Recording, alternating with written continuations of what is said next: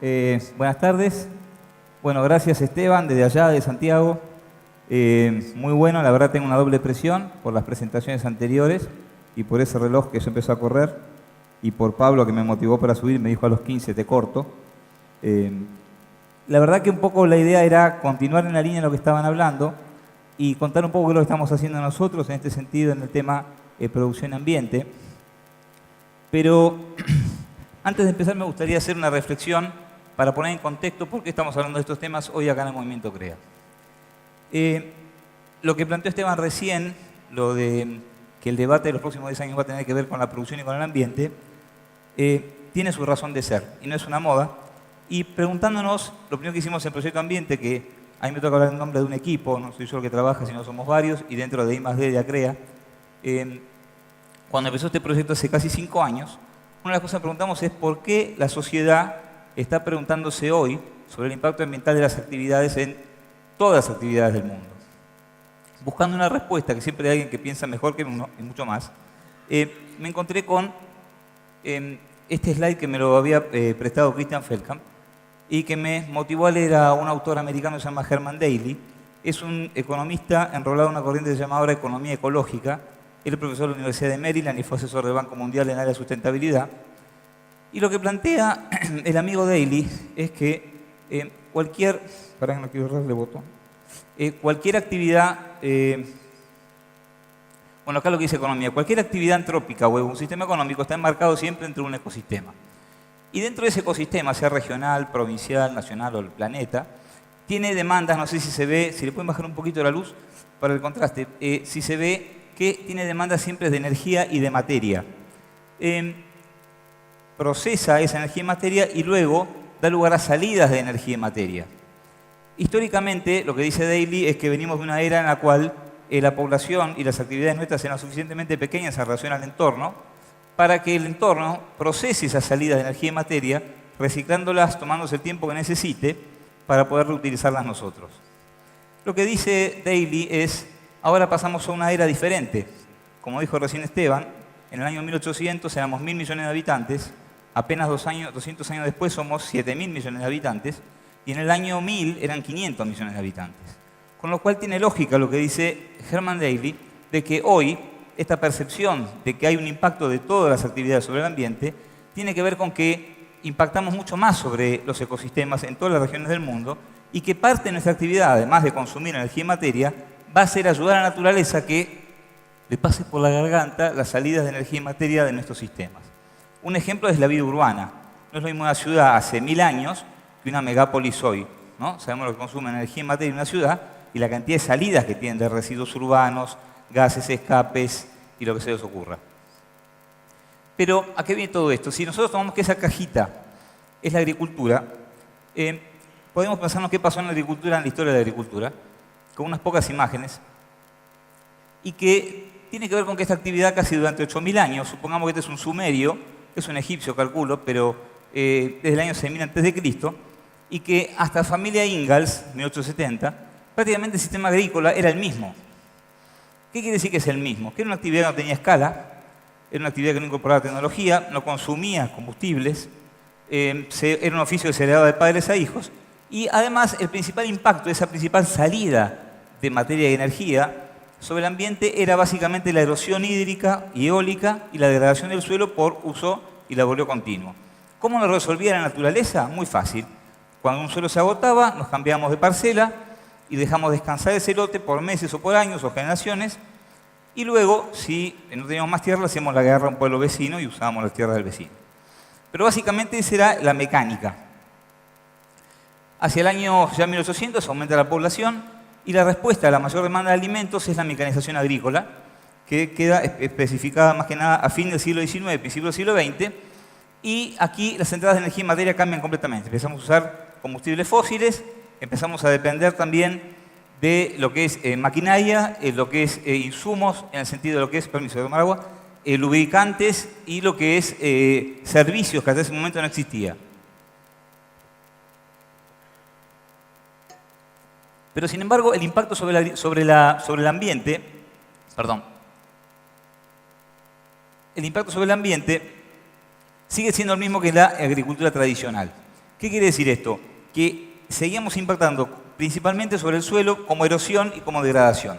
Y esto se empezó a notar un montón, tanto se notó que hacia justamente la década del 30 en Estados Unidos, en Oklahoma, se volaron prácticamente 100 millones de acres cuando las planicies arenosas en zona ventosa de Estados Unidos conocieron el arado de reja.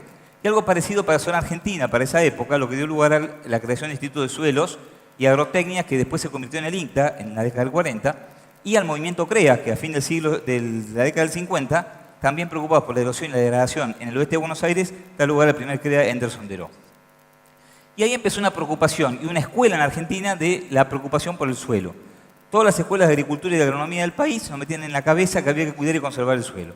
Eso derivó que hoy tenemos una agricultura en la cual básicamente hemos logrado superar el tema de la erosión y la degradación del suelo como un problema preocupante. No digo solucionar totalmente, pero sí lo hemos mitigado muchísimo. Estamos en niveles de erosión muy por debajo de los límites críticos que teníamos antes y hemos recuperado la capacidad productiva de los suelos y en 30 años producimos 3 veces más cereal con los mismos suelos y la misma agua de lluvia. Incorporando biotecnología, pero también han cambiado las entradas y salidas de materia de energía. Consumimos menos combustibles fósiles, pero dependemos mucho más de una cadena externa. Ya no empleamos gente adentro del campo, sino que dependemos de una enorme red que emplea gente, investiga y desarrolla fuera de las tranqueras. Bueno, ¿a qué viene todo este cuento? Ustedes dicen, ¿este tipo cuándo va a empezar? Bueno, la cuestión es, ¿por qué estamos haciendo nosotros esto? Porque la pregunta es, ¿cuáles son las salidas nuevas de materia de energía de esta agricultura que es la que conocemos nosotros? Y ahí empiezan estos temas que ya mencionó Esteban, que fue lo que tuvimos que listar a la hora de decir sobre cuáles temas vamos a trabajar en el movimiento CREA.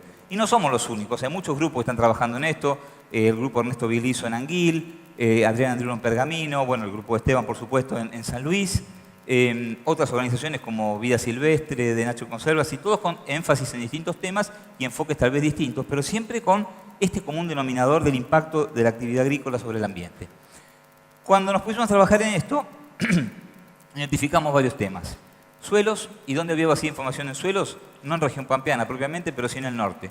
Entonces empezamos a trabajar sobre el impacto de las tierras, cómo evolucionaron esas tierras en las zonas de desmonte, en NEA, Chaco Santiagueño, norte de Córdoba y NOA. Hay un póster que está en la sede de Santiago del Estero que tiene algunos resultados que también lo presentamos en el Congreso de Uruguay ahora en agosto, de suelos. Otro tema fue el tema aguas, que como planteó Esteban, es un tema importante.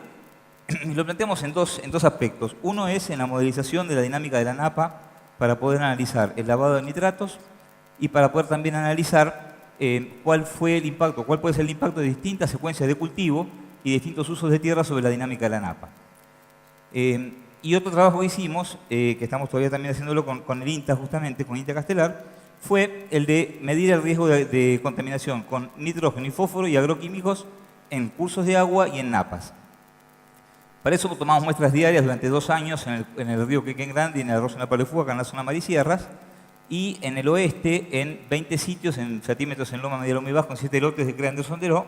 Casualmente, el creo que empezó preocupado por el suelo, hoy se cree que está preocupado por el agua. No le pongo presión al resto del movimiento, pero para que se vayan poniendo las vagas en remojo.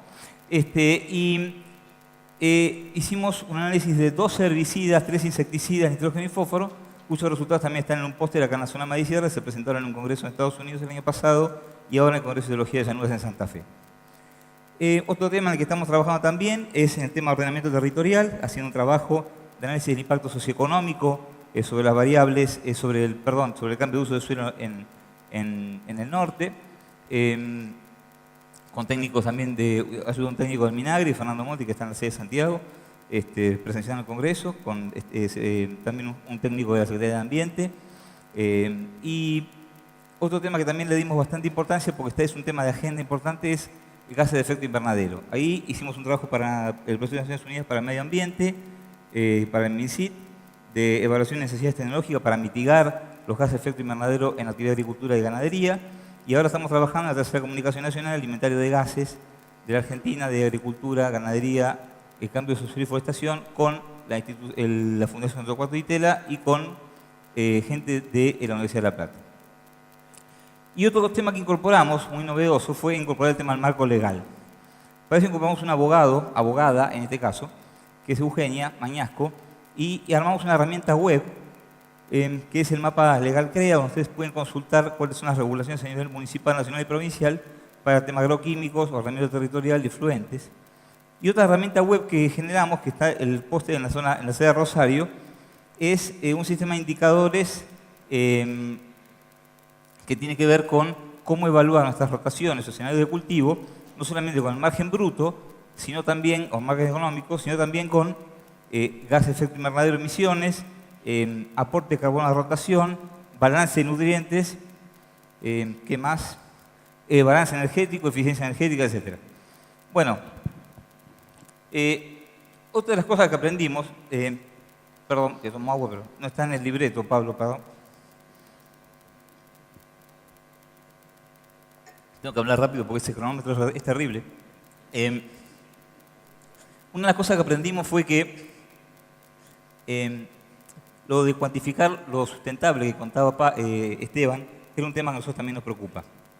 Ponerle número a sustentable es complicado y estamos un poco más en la línea de lo que él se animó a decir valientemente como insustentable y de ponerle más bien el énfasis a las estrategias en función de beneficios y costos, cuáles son los costos y los beneficios que estamos dispuestos a afrontar, ¿no? Para solucionar un problema, cuáles son los costos que estamos en función de afrontar.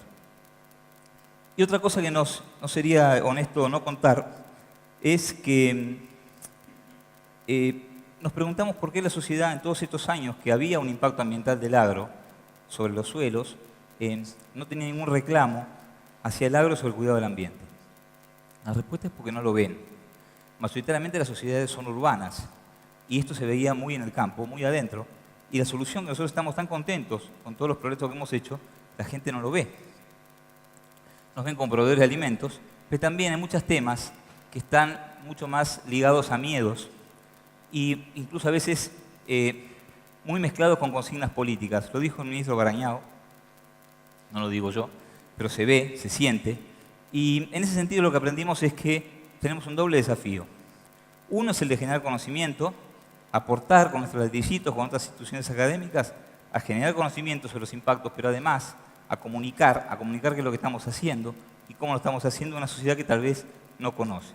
Hoy se habla de la licencia social para operar, es un tema nuevo, un término nuevo que de alguna manera engloba esto que contaba también Esteban, con el tema de que va a ser un debate con la sociedad, el uso de recursos naturales no solamente de nuestra actividad, sino de toda, pero la nuestra especialmente, porque utiliza muchos recursos naturales.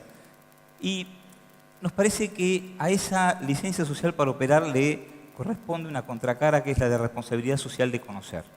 Esa responsabilidad social de conocer y de saber tiene que estar sobre todo en cabeza de los dirigentes, que son quienes representan a toda la sociedad, y que son los únicos que con sus cuerpos técnicos van a poder sentarse a analizar los temas en forma seria. ¿Por qué? Porque si no analizamos los temas en forma seria, se generan discusiones que son de orden más bien emocional.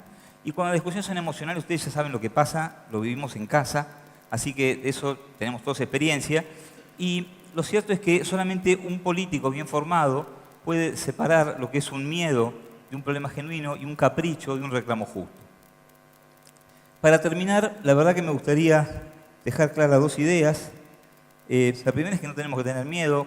Creo que lo que dijo Víctor Sadras y lo que un poco planteó Lino Barañao, la tecnología es la herramienta que tenemos para superar los cambios. No es la primera vez que el hombre está en esta situación en la historia, frente a una encrucijada.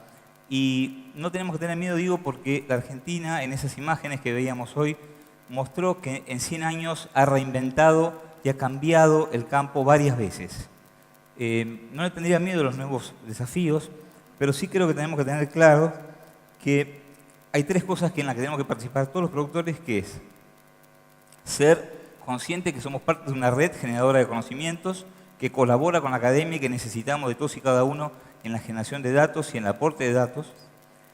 Dos, que tenemos que estar atentos e identificar cuáles son los impactos que pueden tener nuestros sistemas productivos sobre el ambiente, y eso es un clic nuevo. Ya no pensar en el escurrimiento del agua porque no hay erosión, volver a pensar en el escurrimiento del agua porque se puede llevar el nitrato al curso de agua, ¿se entiende? Volver a repensar algunas cosas en términos de problemas nuevos. Y tres, en de saber comunicar. Lo que hacemos, cómo lo estamos haciendo, porque una sociedad tiene derecho a saber, quiere saber, y creo que tenemos la capacidad para explicar. Muchas gracias.